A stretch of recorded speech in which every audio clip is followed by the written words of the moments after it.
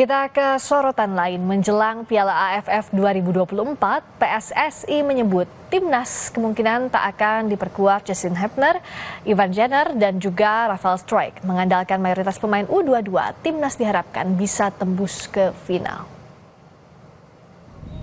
Timnas Indonesia terus mematangkan persiapan menuju Piala AFF atau ASEAN Championships 8 Desember 2024 hingga 5 Januari 2025. Namun sayangnya kabar buruk datang di tengah pemusatan latihan di Bali. 3 pemain timnas yang berlaga di luar negeri kemungkinan tak akan masuk skuad Piala AFF, yaitu Justin Hepner, Ivar Jenner, dan striker Rafael Struijk. Khusus Rafael Struijk baru bisa bergabung jika timnas masuk ke babak semifinal. Dengan mayoritas pemain U22 dan tak tampilnya sejumlah pemain abroad, PSSI pun tak pasang target muluk-muluk. Karena beberapa pemain yang abroad memang sudah menyampaikan kemungkinan tidak bisa datang, seperti Justin, mungkin juga sampai dengan hari ini belum ada kabar, kemungkinan juga tidak bisa bergabung. Lantas ada beberapa pemain yang seperti Ivar juga belum ada kabar. Sampai kita bisa final itu sudah sangat bagus. Pelatih Sintayong mempersiapkan skema tanpa para pemain andalannya, Justin Hepner, Ivar Jenner, dan Rafael Struijk. Sintayong telah mempersiapkan Hoki Caraka sebagai juru gedor timnas pengganti Rafael Struijk. 일단 우리 호키 선수가 있고 지금 사실 예선전을 우리가 어떻게 잘 치러야 되는데 상대는 다 A 국가대표들이 나오는데 지금 현재 우리 상황은 그렇게 쉬운 상황이 아니다 보시면 되겠다. Di depan STY juga dapat menggunakan tenaga pemain muda Ronaldo Kuateh yang merumput bersama Muangthong United di Liga Thailand. Ronaldo menyebut akan maksimal tampil di AFF. Sangat bersyukur, sangat senang ya puji Tuhan bisa dipercaya lagi setelah namanya dipanggil, dan semoga saya bisa memaksimalkan kesempatan ini. Yakin bisa? Di Liga di Thailand juga sangat kompetitif, puji Tuhan sangat baik. Ya mungkin saya baru dapat beberapa menit saja, tapi sudah dapat menit bermain. Ya semoga nanti bisa menjadi bekal, bisa bermain bagus. Pengamat sepak bola menilai Piala AFF akan jadi ujian kemampuan pelatih Sintayong. Mayoritas skuad diisi pemain muda. Sebuah ujian bagi STY untuk meracik situasi yang tidak ideal bagi dia. Makanya STY katakan kan kemudian saya hanya menargetkan final. Jangan ekspektasi terlalu tinggi terhadap tim ini. Nah ini yang kita tunggu sebenarnya. Tanggung jawab STY untuk mengangkat bagaimanapun juga. Perjuangan timnas di Piala AFF akan diawali dengan laga tandang ke Myanmar pada Senin 9 Desember. Kemudian giliran Indonesia menjadi tuan rumah menghadapi Laos pada 12 Desember. Pada 15 Desember, timnas bakal menghadapi tim kuat Vietnam di kandangnya. Di pertandingan akhir fase grup, Indonesia akan menjamu Filipina pada Sabtu 21 Desember. Peringkat 1 dan 2 grup lolos ke semifinal. Meski sudah 15 kali ikut serta, timnas Indonesia belum pernah menjadi juara AFF. Penampilan terbaik tetap diharapkan untuk menjaga asa jadi juara pertama kalinya. Tim Liputan Kompas TV. Untuk mengetahui bagaimana persiapan timnas ke Piala AFF, kita akan menyimak laporan jurnalis Kompas TV Inyoman Sudarmika yang memantau pemusatan latihan di Bali. Nyoman, berapa pemain yang sudah ikut pemusatan latihan hari ini? Apakah Arhan dan Asnawi sudah hadir? Karena infonya kalau Arhan kan hari ini ya? Ya baik, jadi memang benar 2 nama Tunggu, Arhan dan Asnawi dikabarkan akan bersama pada pertandingan langsung dengan tim skuad timnas Indonesia untuk berlatih bersama di Bali United Training Center Pantai Purnama Gianyar Bali. Jadi nama-nama lainnya juga yang sempat ditunjuk Sintayong seperti 3 nama seperti Ivar Jenner, terus Justin, terus Rafael Struijk itu memang dipastikan akan tidak bisa memperkuat timnas di ajang Piala AFF tahun ini.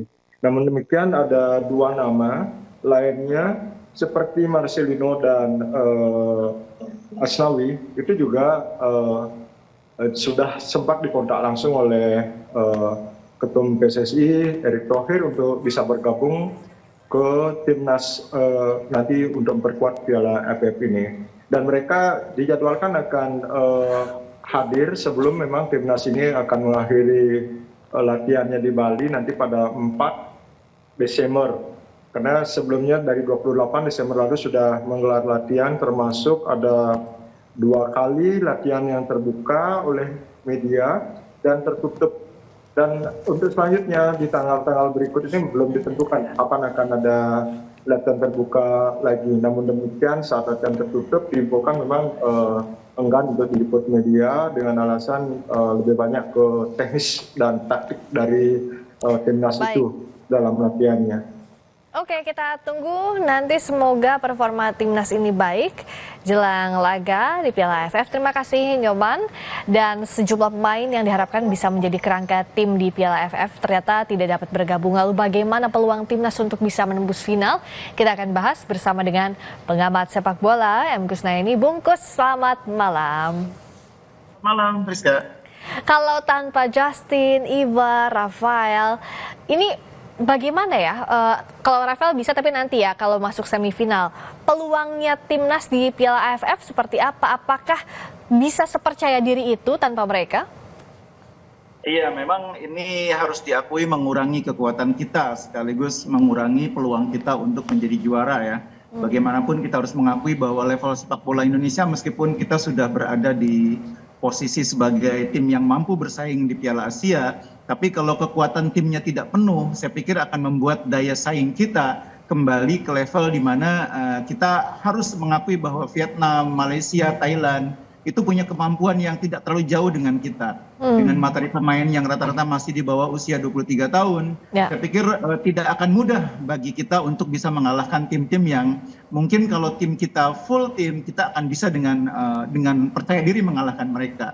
Tapi dengan materi pemain yang bisa dibilang hanya 60% lah dari kekuatan terbaik kita, karena pemain senior yang hadir kan masih ada beberapa nama ya, seperti Pratama Arhan, Asnawi, kemungkinan juga ada Rafa, ada Justin, kalau bisa diizinkan oleh klubnya, itu ya mungkin hanya 60% dari kekuatan utama di timnas senior. Jadi memang daya saingnya akan sangat berkurang. Tapi setidaknya kalau peluang di penyisihan grup masih bisa percaya diri nggak sih, Bungkus? Oh iya, kalau di fase grup saya pikir masih bisa lolos kita ya, masih bisa masuk termasuk dalam 2 besar untuk lolos ke semifinal ya. Cuma memang untuk juara itu yang lebih sulit. Iya, sementara kan kalau AFF ini kita dahaga akan juara karena runner up terus ya, langganan runner up ya Bungkus. Betul. Tapi kalau dengan mayoritas pemain muda, target final ini masih realistis atau tidak sih? Karena kan pasti Shin Tae-yong juga dengan formasi seperti ini tidak mau asal-asalan. Apalagi bebannya sudah berat, ada ekspektasi tinggi dari para fans timnas. Iya, itu yang saya bilang tadi bahwa dengan materi seperti ini kita ini bisa dibilang hanya 60% kekuatannya ya. Untuk lolos ke semifinal masih sangat mungkin. Tapi final dan juara. Menjadi juara memang agak berat karena kalaupun kita lolos dari semifinal lalu mencapai final, minimnya pengalaman yang dimiliki oleh pemain-pemain yang sekarang ada di tim itu akan membuat mereka di final nanti mungkin akan kesulitan seandainya bertemu dengan tim yang bisa dibilang berpengalaman ya, seperti Malaysia, Vietnam atau Thailand, itu yang akan menghambat. Tapi kalau untuk lolos semifinal saya masih optimis. Oke, tapi satu selain pemain tadi yang absen, berikutnya juga kan waktunya sempit. Tidak sempat ada uji coba mungkin ya, Bungkus, kalau kita lihat dari timelinenya. Nah, untuk menyamakan frekuensi, apalagi ada pemain-pemain muda yang harus punya chemistry yang sama dengan para pemain senior, ini bagaimana ya yang harus dilakukan Shin Tae-yong? Iya, untungnya sebagian besar pemain yang dipanggil ini kan pemain yang pernah bermain di kelompok umur yang sama ya. Sebagian bahkan juga sempat dipanggil memperkuat tim nasional meskipun tidak sebagai pemain utama. Dan itu akan membantu mereka memahami cara main yang diinginkan oleh pelatih. Kalau chemistry memang itu mau tidak mau harus dibentuk melalui pertandingan ya. Dan itu saya pikir persoalannya dihadapi oleh sebagian besar tim juga sama. Karena tim-tim seperti Malaysia, Thailand atau Vietnam sebagian juga kan kompetisinya masih jalan. Sehingga mereka belum sepenuhnya bisa menjalani pemusatan latihan untuk persiapan. Jadi persoalannya sama. Nah mungkin keuntungan bagi mereka adalah karena materi pemainnya sebagian besar kelompok usia yang sama, sehingga menggabungkannya relatif lebih mudah. Kalau kita ini kan bisa dibilang kan ada 3 lapis kelompok umur ya. Ada yang betul-betul sudah senior seperti Asnawi, ada yang senior tapi usianya masih 20-an tahun, ada yang usianya masih belasan tahun, ada Arhan Kakak misalnya gitu ya, ada beberapa nama lain. Dan itu yang memang membuat gap usia itu mungkin sedikit menjadi tantangan tersendiri bagi pelatih untuk menyatukannya. Oke, nah berikutnya kan harus cari segera siapa kira-kira yang bisa mengisi posisinya Ivar, Justin. Menurut Bungkus siapa yang punya potensi ini?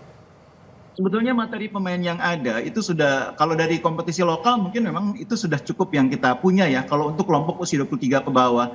Misalnya yang lagi menonjol sekarang di kompetisi liga kan ada Ferrari, ada Kakang Rudianto. Ya itu yang kita punya dan menurut saya sekarang sudah ada di tim. Kalau ada Justin tentu akan sangat baik.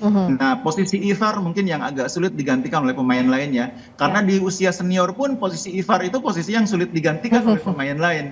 Makanya Sintayong selalu menempatkan Ivar sebagai pendamping bagi Tom Haye. Dan itu akan menjadi tantangan tersendiri bagi Sintayong menemukan pemain dengan karakter yang sama di tim yang sekarang dia punya. Mungkin akan dilakukan modifikasi cara bermain ya, karena tidak ada pemain yang memiliki gaya main atau karakter permainan seperti Ivar. Oke, kita lihat performanya, semoga tetap baik dengan formasi di AFF ini. Terima kasih Bungkus M. Kusnaini telah bergabung di Sapa Indonesia Malam.